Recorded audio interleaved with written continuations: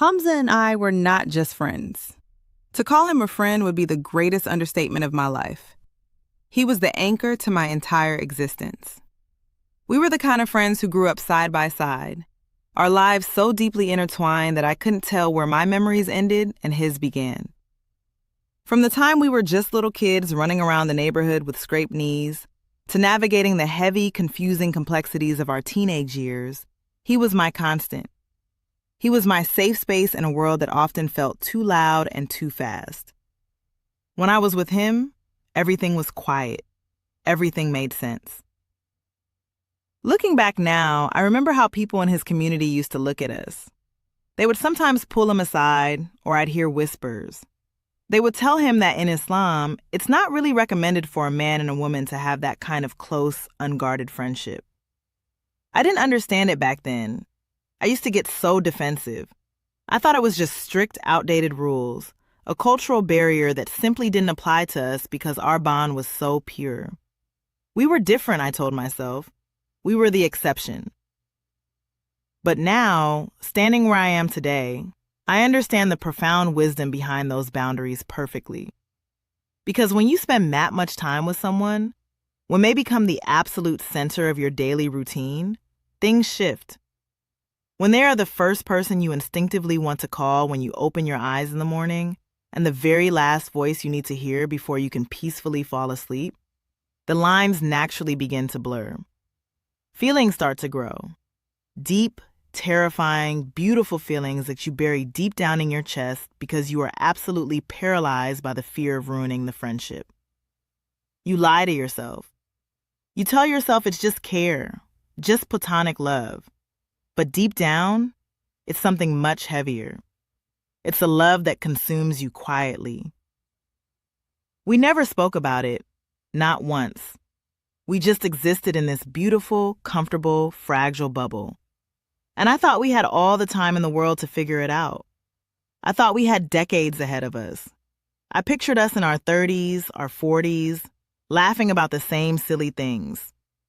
I took our time for granted. And then, the unimaginable happened. The day the world stopped turning. He was 23 years old, just 23.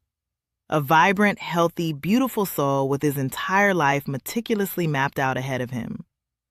It was a normal Tuesday. The weather was unremarkable. The world was going on exactly as it always did. We had just spoken a few hours earlier. We joked, we argued about something trivial, and we hung up. Nothing was wrong. There were no warning signs, no dramatic goodbyes. And then, out of nowhere, my phone rang.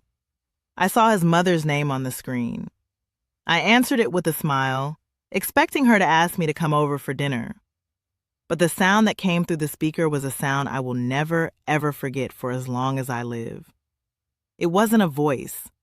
It was a pure, visceral wail of agony. It was the sound of a soul being ripped apart.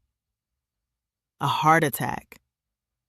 I remember the chaotic, blurry drive to the hospital, the absolute coldness of the fluorescent lights in the corridors, the deafening ringing in my ears that drowned out the voices of the nurses, the absolute agonizing, suffocating disbelief. How does a 23-year-old heart just stop?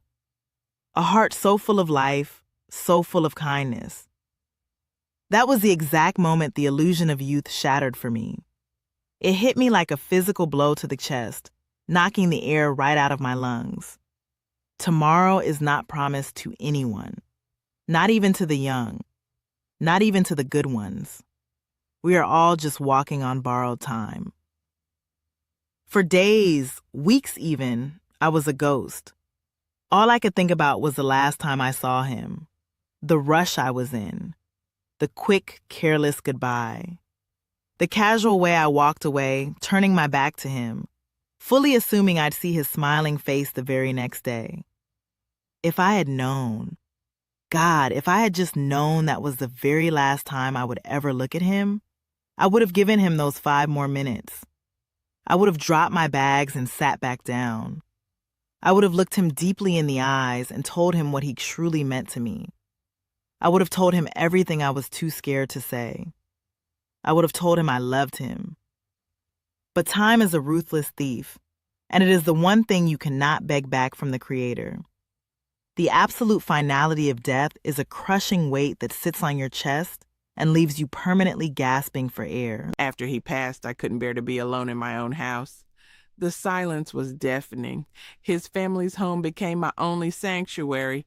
I practically moved in. I told myself and everyone else that I was doing it for them, that I needed to be a strong pillar of support for his mother and his grieving sisters.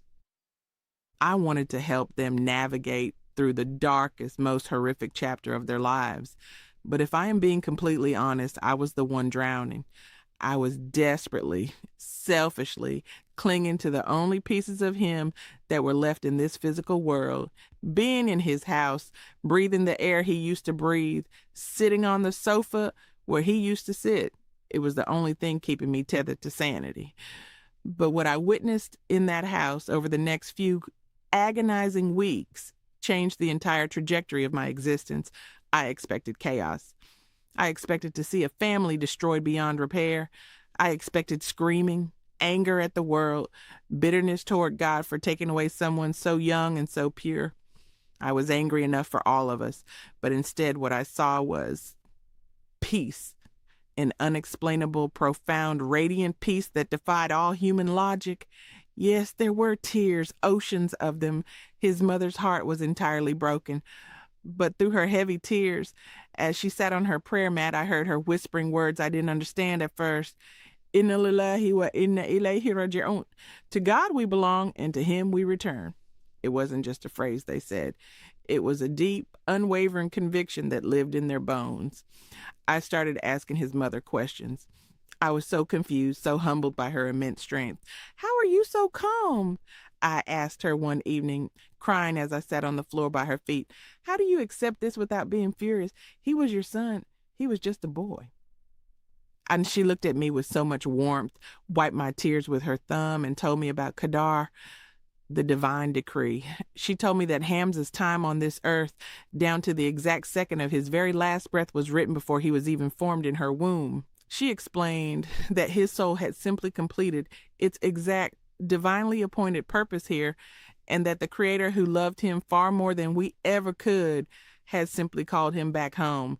And then she held my hands and said something that completely broke my heart open, yet simultaneously planted a seed of hope I didn't know I desperately needed. She said, "My sweet girl, if you want to see him again, you have to walk the path that leads to where he is." I couldn't sleep.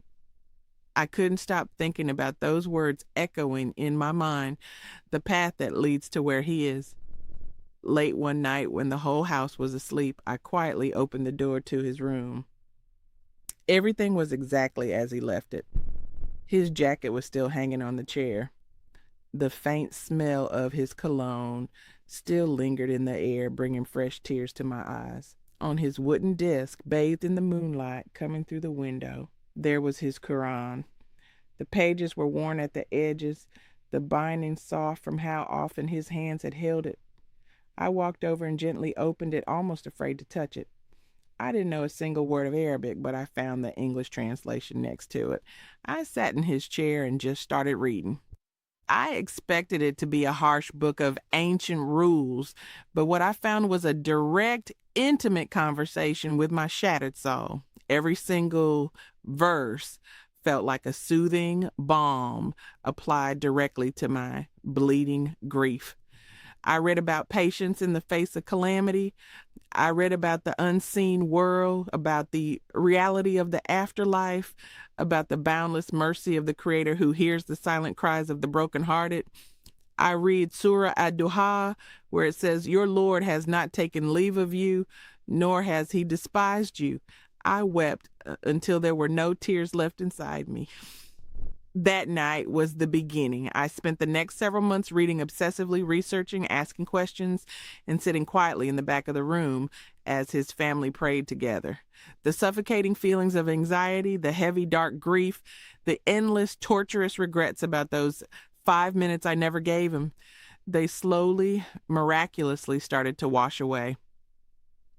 They were replaced by a solid, unbreakable conviction in my chest.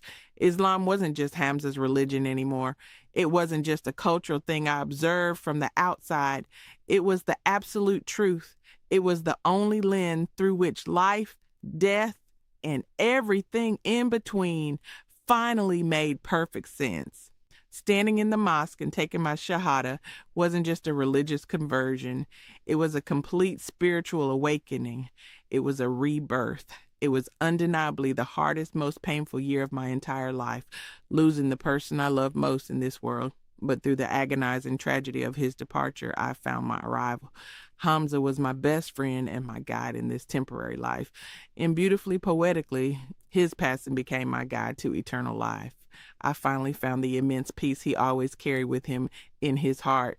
And now today, every single time I place my forehead to the ground in sujood, I no longer feel the crushing agony of losing him. I feel a profound connection. I feel the beautiful, promised hope of reuniting with him, inshallah, in a place where there is no more pain, no more sudden goodbyes, and where tomorrow is always promised.